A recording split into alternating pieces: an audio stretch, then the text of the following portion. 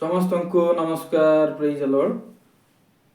ଆଜି ମଧ୍ୟ ମୁଁ ସେ ଯୀଶୁଙ୍କର ଜନ୍ମ ବିଷୟରେ ଆଉ ଆଲୋଚନା କରିବାକୁ ଚାହିଁବି। ଆଉ ଆଜିର ଆଲୋଚନା ହେଉଛି ଯେ ଯୀଶୁଙ୍କର ଜନ୍ମଦିନ ତ ଆମେ ଜାଣିଛୁ ଯେ ତାହା ପ୍ରକୃତରେ ଡିସେମ୍ବର 25 ନଥିଲା, ତ ସେଟା ଧାର୍ଯ୍ୟ କରାହେଇଛି ବଡ଼ ବଡ଼ ରୋମର କାଥଲିକ ବିଶପ ମାନଙ୍କ ଦ୍ୱାରା। ତ ସେ ଉପରେ ଆଲୋଚନା କରିବା ଯେ ପ୍ରଥମେ କେଉଁମାନେ ଏହାକୁ ଡିସେମ୍ବର 25 ତାରିଖକୁ ଯୀଶୁଙ୍କର ଜନ୍ମ ବୋଲି ଘୋଷଣା କଲେ, ସେମାନେ କିଏ ସେ ଉପରେ ଆଲୋଚନା କରିବା। ତ ତା ପୂର୍ବରୁ ଟିକେ ଆମେ ପ୍ରାର୍ଥନା କରିବା। ଧନ୍ୟବାଦ ପ୍ରଭୁ, ସୁନ୍ଦର ଅବକାଶ ଦେଲ, ଆଉ ଆମକୁ ସାହାଯ୍ୟ କର ଏହି ସତ୍ୟକୁ ଯେମିତି ଗ୍ରହଣ କରିବୁ। ତାରିଖ ଦିନ ମୁଖ୍ୟ ନ ହୋଇକି ତମର ଉଦ୍ଦେଶ୍ୟ ଯେମିତି ଆମେ ଜାଣିପାରିବୁ ସେ ପ୍ରକାର ସାହାଯ୍ୟ କର। ପ୍ରାର୍ଥନା ଯୀଶୁଙ୍କ ନାମରେ ମାଗୁଛୁ, ଆମେନ୍। ଦେଖନ୍ତୁ, ଏଠାରେ ଆମେ ଆଲୋଚନା କରୁଛୁ ଯେ ପ୍ରଥମେ କେଉଁ ବ୍ୟକ୍ତିମାନେ କେବେ ଯୀଶୁଙ୍କର ଜନ୍ମଦିନ 25 ଡିସେମ୍ବର ବୋଲି ଘୋଷଣା କଲେ। ଯଦି ଆମେ ସତ୍ୟ ଜାଣିବା, ସତ୍ୟ ପ୍ରକୃତରେ ଜାଣିବା ନିହାତି ଦରକାର ଅଛି।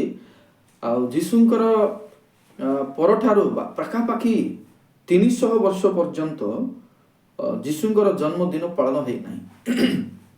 ପାଖାପାଖି 300 ବର୍ଷ ପର୍ଯ୍ୟନ୍ତ ଲୋକମାନେ ଯୀଶୁଙ୍କର ଜନ୍ମଦିନ ପାଳନ କରିନାହାନ୍ତି। କିନ୍ତୁ ପରେ ପରେ ଆଉ ଲୋକମାନେ ଗୋଟେ ପର୍ବପର୍ବାଣୀରେ ଖୁସି ହୁଅନ୍ତି ବା ପର୍ବକୁ ଚାହାନ୍ତି, ସେମିତି ମନୋଭାବ ରଖିକି ବିଶପ ମାନଙ୍କ ଦ୍ୱାରା ଯୀଶୁଙ୍କର ଜନ୍ମଦିନ ଗୁଡ଼ିକ ଗୁରୁତ୍ୱ ଦେବାକୁ ଆରମ୍ଭ କଲେ। ଦିନ ଥିଲା, ଜନ୍ମଦିନ ପାଳନ ବୋଲି ଲୋକ ଜାଣିନଥିଲେ ବା ସେଟା କରିବା ଦରକାର ବୋଲି ମଧ୍ୟ ଭାବୁନଥିଲେ। ସେମାନେ ଯୀଶୁଙ୍କର ଜନ୍ମଦିନ କରିବା ଦରକାର ବୋଲି ମଧ୍ୟ ସେମାନେ କେବେ ଭାବି ନାହାନ୍ତି। କିନ୍ତୁ ପରେ ପରେ ଯେତେବେଳେ ଆମେ ଦେଖୁଛୁ ଯେ ଲୋକମାନେ ପରବର୍ତ୍ତୀ ସମୟରେ ଯୀଶୁଙ୍କର ଜନ୍ମଦିନକୁ ପାଳନ କରିଛନ୍ତି। ଯେମିତି ଆମେ ଦେଖିବା, ଜଣେ ବ୍ୟକ୍ତି ଆସିଲେ କି ଯଦି ଆମେ ପ୍ରଥମ ଥରକୁ ଯଦି ଦେଖିବା ଖ୍ରୀଷ୍ଟାବ୍ଦ 125 ଏବଂ 136 ଖ୍ରୀଷ୍ଟାବ୍ଦ ମଧ୍ୟରେ, 125 ଆଉ 136 ଖ୍ରୀଷ୍ଟାବ୍ଦ ମଧ୍ୟରେ ଜଣେ ବ୍ୟକ୍ତି ଯିଏକି ରୋମର ବିଶପ ଥିଲେ, ଆଉ ତାଙ୍କ ନାମ ଟେଲିସ୍ପରସ୍। ତ ସେ ବ୍ୟକ୍ତି ଯୀଶୁଙ୍କର ଜନ୍ମଦିନ ଡିସେମ୍ବର 25 ତାରିଖ ବୋଲି ନ କହିକି ବା ଡିସେମ୍ବର 25 ତାରିଖ ବୋଲି ସେ ନ କହିକି ସେ ଅକ୍ଟୋବର ମାସରେ ବୋଲି କହିଛନ୍ତି। ଅକ୍ଟୋବର ମାସରେ, ତ ଅକ୍ଟୋବର ମାସରେ ସେମାନେ ଯୀଶୁଙ୍କର ଜନ୍ମଦିନକୁ ପାଳନ କରିଛନ୍ତି। ତାପରେ ଯଦି ଆମେ ଦେଖିବା ତାର ଚତୁର୍ଥ ଶତାବ୍ଦୀ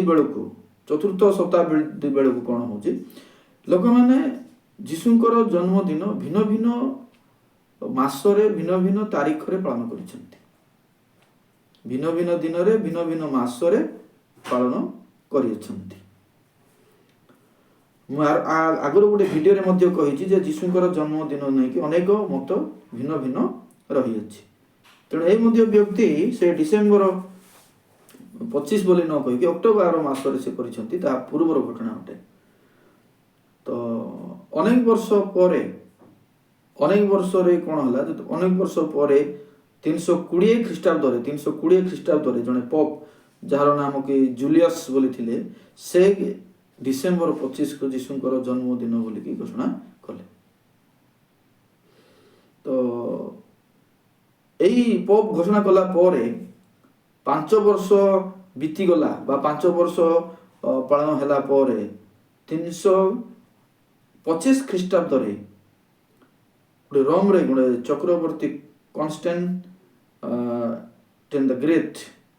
କନଷ୍ଟାଣ୍ଟିନ୍ ଦ ଗ୍ରେଟ୍ ଡିସେମ୍ବର 25 ତାରିଖକୁ ବା ଯୀଶୁଙ୍କର ଜନ୍ମଦିନ ଭାବିକି ସେ ସ୍ୱୀକୃତି ଦେଲେ ବା ତାକୁ ନିୟମ ଅନୁସାରେ ତାକୁ ଆନୁଷ୍ଠାନିକ ଭାବେ ଘୋଷଣା କରାଇଲେ। ତ 320 ଖ୍ରୀଷ୍ଟାବ୍ଦରେ ଜୁଲିୟସ୍ ନାମରେ ଜଣେ ବ୍ୟକ୍ତି ଯୀଶୁଙ୍କର ଜନ୍ମ ଡିସେମ୍ବର 25 ବୋଲି କଲେ। ତାର 5 ବର୍ଷ ପରେ 325 ଖ୍ରୀଷ୍ଟାବ୍ଦରେ ରୋମର ଜଣେ ବିଶପ ଚକ୍ରବର୍ତ୍ତୀ କନଷ୍ଟାଣ୍ଟ ଆଣ୍ଡ ଦ ଗ୍ରେଟ୍ ସେ କ'ଣ କଲେ ଆକୁ ସ୍ୱୀକୃତି ଭାବରେ ଘୋଷଣା କରାଇଲେ। ତ ବହୁ ବିଳମ୍ବରେ ବହୁତ ବର୍ଷ ପରେ ଏଇ ଡିସେମ୍ବର 25 ତାରିଖ ଯୀଶୁଙ୍କର ଜନ୍ମ ବୋଲିକି ପରେ ପରେ ପରେ ମିଶରରେ ମଧ୍ୟ 432 ଖ୍ରୀଷ୍ଟାବ୍ଦରେ ଏଇଟା ଆରମ୍ଭ ହୁଏ। ତ ଆଜିର ଆଲୋଚନାରେ ମୁଁ ଆପଣମାନଙ୍କୁ କହିବାକୁ ଚାହୁଁଛି ଯେ ଯୀଶୁଙ୍କର ଜନ୍ମଦିନ ପୂର୍ବ କାଳରେ ଭିନ୍ନ ଭିନ୍ନ ଲୋକମାନଙ୍କ ଦ୍ୱାରା ଭିନ୍ନ ଭିନ୍ନ ଭାବରେ ଆସିଛି।